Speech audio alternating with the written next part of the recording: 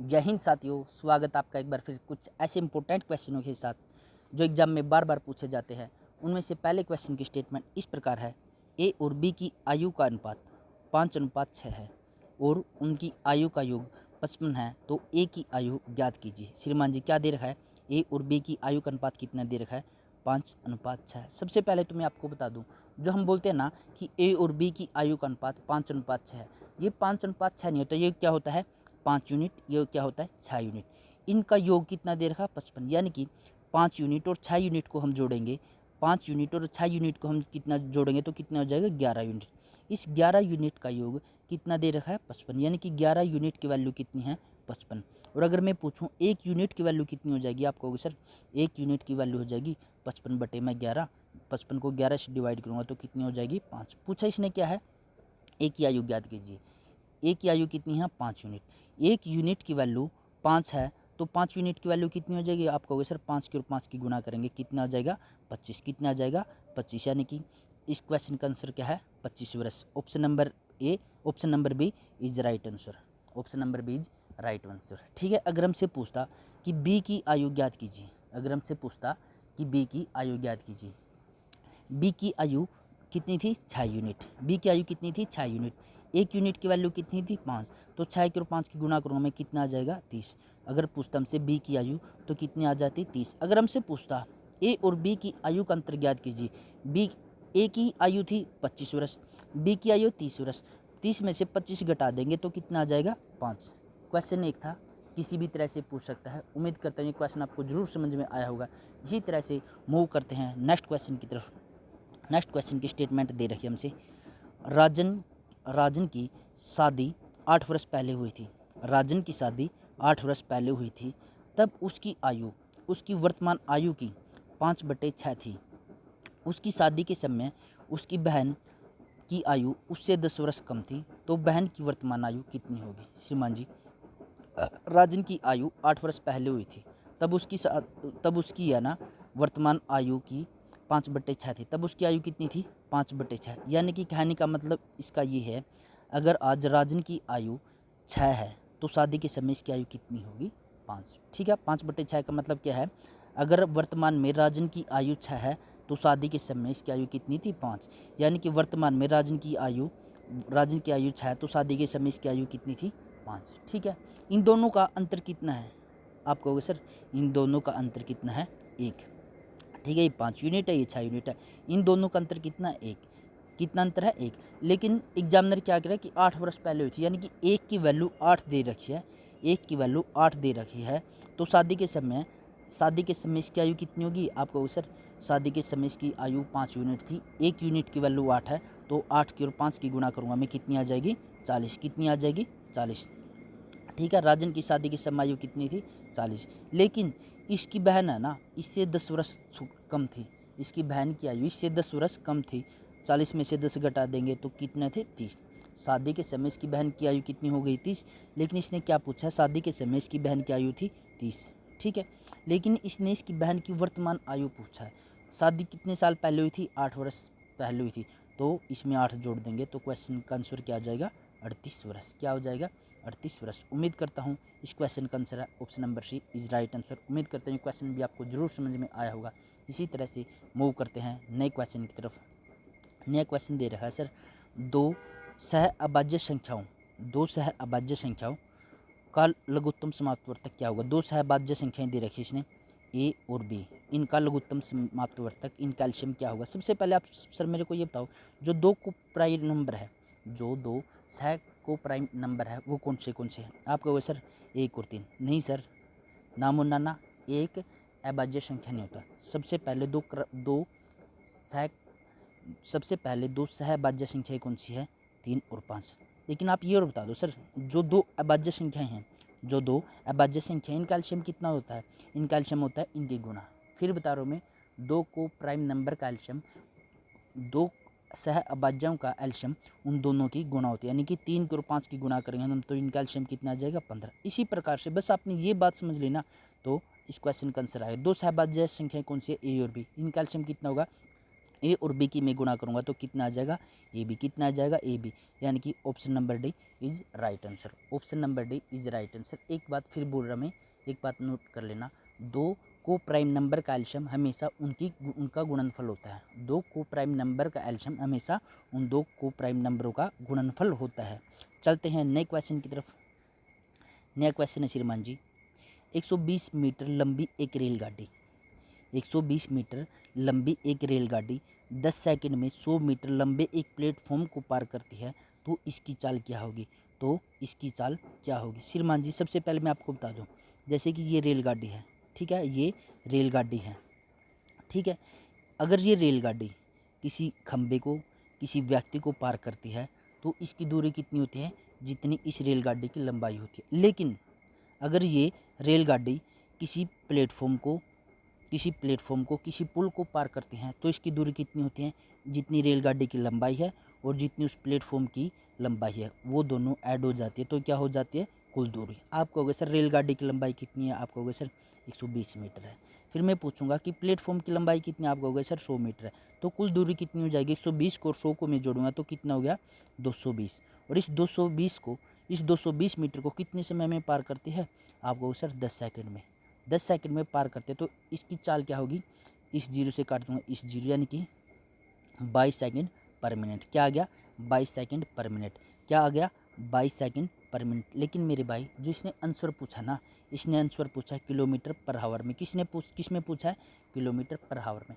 Kilometre पर हावर को मैं बनाने के लिए 22 मीटर प्रति सेकंड को किलोमीटर पर हावर के लिए मैं क्या करूँगा? आप कहोगे सर 18/5 से गुना कर देंगे। क्या कर देंगे? 18/5 से गुना कर देंगे, ठीक है जी। फिर बता रहा हूँ मैं, अगर किलोमीटर को मीटर पर सेकंड को किलोमीटर बनाने के लिए हम करते हैं 18/5 गुना, 5 से गुना। और अगर किलोमीटर दे रखा है मीटर पर सेकंड बनाना हो तो फिर क्या करते हैं? 5/18 से गुना। ये बात भी आप नोट कर लेना, ये बात भी आप नोट कर लेना। 22 मीटर पर सेकंड को किलोमीटर बनाने के लिए क्या करूँगा मैं? 22 को 18/5 से गुना करूँगा, तो इस 5 से इस 22 को काटूंगा, कितना आ जाएगा? 5 चौके 20। क्या हो गया? 5 चौके 20। फिर काटूंगा 5 चौके 20, यानी कि 4.4 इंटू 18 चौके कितना? इन दोनों की गुणा 18 चौके कितना हो गया? 72। 18 चौके 72, 72 और 7 कितना हो गया? 700। 72 और 7 कितना हो गया? 79। एक स्थान के बाद दशमलव, तो एक स्थान के बाद लगा दिया दशमलव, यानी कि उसकी चाल कितनी होगी? 79.2 किलोमीटर पर हावर। 79.2 किलोमीटर पर हावर, यानी कि option number A is right answer. Important question था, लॉक कर लेना। चलते हैं नए क्वेश्चन की तरफ। नया क्वेश्चन दे रहा है सर, बढ़िया क्वेश्चन है ये भी, सिंप्लीकेशन का। अगर वीडियो आपको अच्छी लग रही है तो प्लीज़ आप चैनल को लाइक शेयर सब्सक्राइब करना मत भूलें। इसमें दे रखा है 2500 वाट डिवाइड में 12.54 प्लस में एक्स गुना में 11, लेकिन ये ब्रैकेट में बंद है, बराबर है 1200। तो एक्स का मान ज्ञात कीजिए। सबसे पहले हम क्या करें? इस ब्रैकेट को सोल्व करें। इस ब्रैकेट को सोल्व करेंगे तो इधर कितना आ जाएगा? 11x। उसके बाद क्या करेंगे? जो 2500 वाट दे रखा है, जो 2500 वाट दे रखा है, इसको 12.54 से डिवाइड करेंगे। दो स्थान के बाद दशमलव है, तो क्या कर देंगे आप? दशमलव खत्म करने के लिए 100 से गुणा कर देंगे। इस साइड क्या है? 11x और इस साइड क्या है? 200, ठीक है। दशमलव खत्म करने के लिए हमने 100 से गुणा कर दिया। 1254 को मैं 2500 वाट से काटूंगा तो कितना आ जाएगा? 2। 1254 कितना होता है? 2500 वाट। 2 की और 100 की गुणा करूंगा, कितना आ जाएगा आपको? सर 200। क्या हो जाएगा? 200 प्लस में 11x बराबर में कितना हो गया? 200। फिर बता रहा हूँ मैं, इस साइड क्या हो गया? 200 प्लस में 11x बराबर 200। तो आप कहो तो मैं एक बार इसको साफ कर दूँ। क्या बच गया? 200 प्लस में 11x बराबर में 200, ठीक है। इस 200 को मैं परली साइड लेके जाऊंगा तो क्या आ जाएगा? माइनस के। क्या इधर क्या रह जाएगा? 11x बराबर 200 माइनस में 200। तो 11x बराबर 200 में से 200 गए, कितना रह गया? 0। क्या रह गया? 11x बराबर में 0। x का मान निकाल लूँगा तो क्या आ जाएगा? जो 11 है ना, इधर इसके भाग में हो जाएगा 0/11। 0/11 तो क्या होता है? हमेशा 0, यानी कि option number B is right answer. ये क्वेश्चन भी अच्छा था। इसी तरह से मूव करते हैं नए क्वेश्चन की तरफ। नया क्वेश्चन दे रखा है सर, ये क्वेश्चन मैंने पहले भी करा दिया था। मैंने बताया था ना कि 2:3 के अनुपात वाली दो संख्याओं का एलसीएम 48 है, तो उनका योग क्या होगा? यानी कि एलसीएम कब होगा इनका? जब इनका गुणनफल होता है। दो संख्याओं का एलसीएम कब होता है? जब दो संख्याओं का गुणनफल होता है। 2 यूनिट और 3 यूनिट की मैं गुणा करूँगा तो कितना हो जाएगा 6 यूनिट। इस 6 यूनिट की वैल्यू कितनी दे रखी है, आप कहोगे सर 48 दे रखी है। क्या दे रखी है 48। 6 यूनिट की वैल्यू 48 है, तो 1 यूनिट की वैल्यू कितनी हो जाएगी 48 बटे में 6, तो कितना हो गया 8। कितना हो गया 1 यूनिट की वैल्यू 8। तो 8 की 2 यूनिट के साथ गुणा करूँगा तो कितना आ गया 16। 3 यूनिट के साथ गुणा करूँगा तो कितना आ गया 24। 16 और 24 कितना हो गया 40। 16 और 24 कितना हो गया 40। तो इस क्वेश्चन का आंसर कितना है 40। Option number A is right answer. फिर बता रहा हूँ मैंने कैसे किया। 2 यूनिट 3 यूनिट इन दोनों की गुणा कर दे, 2 की और 3 की गुणा कर दी 6 यूनिट। 6 यूनिट की वैल्यू उसने 48 दे रखी है। 1 यूनिट की वैल्यू हो गया 8। 8 कैसे 48 को 6 से भाग कर दिया 8 आ गया। ठीक है, 8 आ गया। इसे 2 यूनिट के साथ गुणा कर दी, 8 दूनी कितना हो गया 16। ये 3 यूनिट था, 1 यूनिट की वैल्यू 8 है, तो 3 यूनिट की वैल्यू कितनी आ जाएगी 24। 16 की और 24 की गुणा कर दी कितना आ गया 40। यानी कि 40 कौन सी में था, ऑप्शन नंबर ए में था। यानी कि option number A is right answer. इसी टाइप से मूव करते हैं नए क्वेश्चन की तरफ। नए क्वेश्चन है सर सिंपल इंटरेस्ट और कंपाउंड इंटरेस्ट, यानी कि साधारण ब्याज और चक्रवृद्धि ब्याज में स्टेटमेंट दे रखी है। किसी निश्चित धनराशि पर 2 वर्ष का चक्रवृद्धि ब्याज 309 है, साधारण ब्याज 300 है, तो वार्षिक ब्याज ज्ञात कीजिए। श्रीमान जी सबसे पहले तो आप मेरे को अंतर बता दो इनका ये कितना है। चक्रवृद्धि ब्याज तो है 309 और साधारण ब्याज है 300। 309 में से मैं 300 घटाऊंगा तो कितना आ जाएगा 9। यानी कि कंपाउंड इंटरेस्ट CI और SI में अंतर कितना है 9 का। ठीक है, सिंपल इंटरेस्ट कितना दे रखा है 300 दे रखा है। आप मेरे को ये बताओ 2 वर्षों का साधारण ब्याज 300 है, तो 1 वर्ष का कितना हो जाएगा, आप कहोगे सर 150 हो जाएगा। दूसरे वर्ष का कितना हो जाएगा 150 हो जाएगा। तभी कितना हुआ 300, तभी तो हुआ है।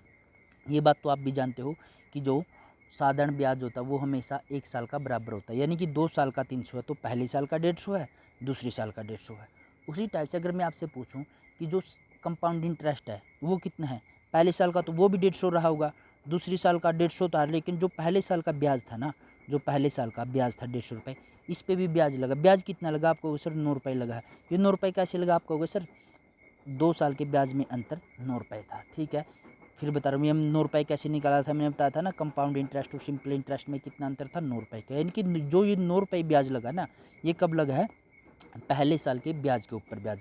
यानी कि ये 9 रुपये ब्याज लगा है ना, पहले साल का ब्याज 150 रुपये था, 9 रुपये 150 पे लगा है, तो 100 रुपये पे कितना लगेगा। अगर मैं इसको काटूंगा, 0 से 0, 5 दूनी 10, 5 3 15, 3 से काटूंगा 3 3 त्या 9, यानी कि 3 दूनी 6। तो इस क्वेश्चन का आंसर क्या आ जाएगा 6%। यानी कि option number D is right answer. इस क्वेश्चन का आंसर कितना आ जाएगा 6%, यानी कि option number D is right answer. Option number D is right answer.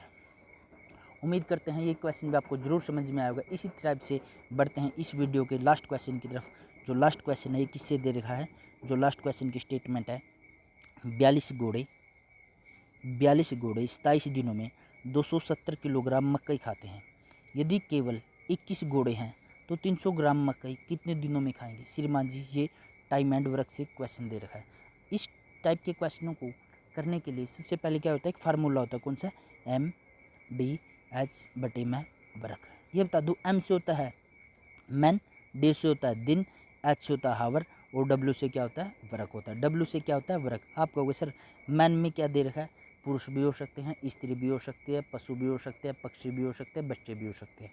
ठीक है, M की जगह हम कुछ भी यूज कर सकते हैं। मैन में क्या दे रखा है, आपको सर 42 घोड़े हैं। दिन कितने हैं 27। ठीक है, घंटे नहीं दे रखे तो हम घंटे लिखेंगे नहीं। वर्क कितना है 270। ठीक है, दूसरी टाइप क्या दे रखा है, मैन की जगह क्या दे रखा है, आपको 21 घोड़े हैं। दिन हमने ज्ञात करने हैं और वर्क कितना है 300। अगर हम इसको सोल्व आउट करेंगे तो इस 0 से काट देंगे ये 0, इससे 27 से गया ये 27, इस 21 से काटेंगे कितना हो गया 2, इस 2 की इस 30 के साथ गुणा करेंगे, इस 2 की इस 30 के साथ गुणा करेंगे तो कितना आ गया 60। यानी कि डे की वैल्यू कितनी आ गई 60, डे दिन की वैल्यू कितनी आ गई 60। यानी कि 60 कौन से ऑप्शन में है, आपको सर 60 है ऑप्शन नंबर 3 में। यानी कि इस क्वेश्चन का आंसर क्या हो जाएगा, option number C is right answer, 60 दिन लगेंगे। उम्मीद करता हूँ दोस्तों ये छोटा सी वीडियो, छोटा सा प्रयास आपको ज़रूर पसंद आया होगा। मिलते हैं कल इसी चैनल पर नए कंटेंट के साथ। अगर वीडियो अच्छी लगी है तो चैनल को लाइक शेयर करना मत भूलना। Thanks for watching. जय हिंद दोस्तों।